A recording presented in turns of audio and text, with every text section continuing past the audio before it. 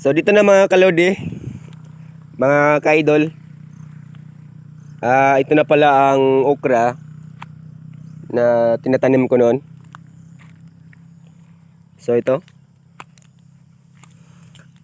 So tiyaga, sipag, at kailangan talaga may time tayo dito kung paano pangalagaan. So by the way idol, sa mga nagsasabi noon na may stress daw ang okra kung i-transplant natin, mas maganda daw ang direct showing. So para sa akin naman, kung ako ang tatanungin nyo, kasi first time ko itong ginawa kung saan tayo masaya, doon tayo. Kung i-ano nyo sa akin, saan ba ang mas maganda, kasi first time ko to medyo hazard lang to idol, matrabaho yung transplant, lalo na po pag walang ulan. Itong time na to pag transplant ko idol ay wala tong ulan, kaya yun, nagdilig ako ng tubig. 2 days yun, hapon, maaga, umaga, hapon, umaga. Kaya yun, medyo hazard. Kung i-direct showing natin idol, siguro hindi ganun, hindi ganun kahirap. So ang kagandahan lang po sa transplanting idol ay halos lahat nabubuhay talaga. So yung iba dito, ito idol, katulad nito, nasira yan sa bagyong uwan, nabali idol, ito. Sayang. Kaya yun, ang kagandahan lang sa transplanting idol, makontrol mo yung bawat puno nila.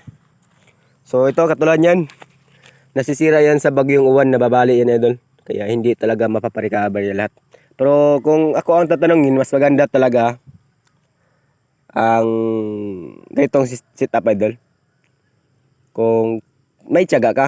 Pero kung wala, yung direct showing na sinasabi natin sa ating mga viewers, okay naman yun.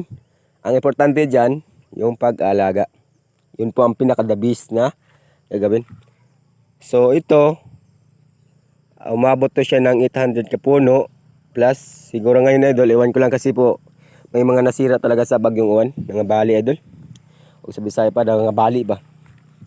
Pero kung ito, kita nyo naman, 100% lahat ng pagod natin ay unti-unti lang talagang makabawi tayo, no?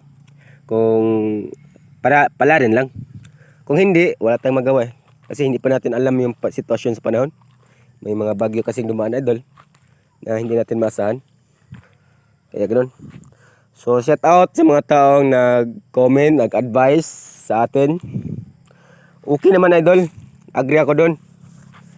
Agree ako sa mga pamamaraan nyo, kasi lahat tayo ay may mga kanya-kanyang pamamaraan. Pero hayaan nyo idol, next time na magtanim ako ng okra, subukan ko naman po ang direct showing kung ano ang kalabasan. Kasi sa ngayon idol, ay first time kong nagtanim ng okra. Kaya hindi ko pa masabi ang direct showing kung ano ba ang kalabasan nun. Pero ang masabi ko lang dito ngayon, okay ang ganito. Siyempre ito ang ginagawa ko. Tapos yung mga saging ko dito idol, murag hindi talaga to okay. Kasi bago lang siya nakaka-recover yung dahon niya, nadaanan naman po ng bagyo. Yung iba nagatumbahan talaga. So may mga halos lahat na dito idol parang nasira talaga. Matagal-tagal ang paparecover natin ito. So hindi ko lang nalinisan yung dahon. Busy tayo ngayon sa okra, sitaw at saka yung talong. So may time tayo dyan paglinis. Kailangan talaga maghanap tayo ng partner, diba? Tagalinis. So ito, may mga bunga naman, may mga kuha pa tayo konti-unti, pero hindi talaga mapagaan natin ng mayos. So ito ngayon, balik tayo dito. So yung iba dito idol, kita nyo naman may kinakain yung dahon nila. Ito ang tinatawag nila idol na fungicide. Kaya yun, isipan ko na gawa ng solusyon yan para tuloy-tuloy ang paglaki nila. So yan. So sana sa video natin ngayon may mga matutunan tayo. Excuse me. Matutunan tayo kahit papaano. Kasi mahirap tayo na walang magawa, idol.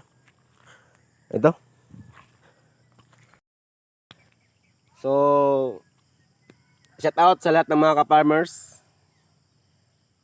I hope ang mga tinatanim natin ay hindi nasira sa bagyong uwan. Sa akin dito, idol, may mga ilan-ilan na nabali. Yung iba nakatumbahan at nakaparecover ko naman. So, ganun lang po ang trabaho natin. So, by the way, banggitin ko lang dito sa video natin kung napanood nyo sa hanggang sa dulo. Marinig nyo ang sasabihin ko tungkol ito sa mga taong walang paki sa ating mga ginagawa. Kung ano ang sacrifice natin idol. So, una, yung mga tao na hindi ramdam nila ba kung ano ang pagod natin. So, ano ba yun? Katulad sa may mga hayop idol na for example, may mga tao nag-alaga ng hayop tapos yung tanim natin ay kinakain, yun po ang pinakasaklap na masakit para sa atin. At yun, kung sa Bisaya pa idol, nagbaod man unta ta.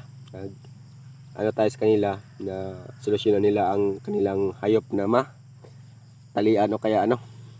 Pero ganun idol, parang baliwala sa kanila. At yun, gawa tayo ng paraan dyan. Hanggang dito lang muna ang video natin idol. Malala pa yung masabi natin dito sa video natin. Ang masabi ko lang, sana maintindihan nyo ang sitwasyon natin. Di ba?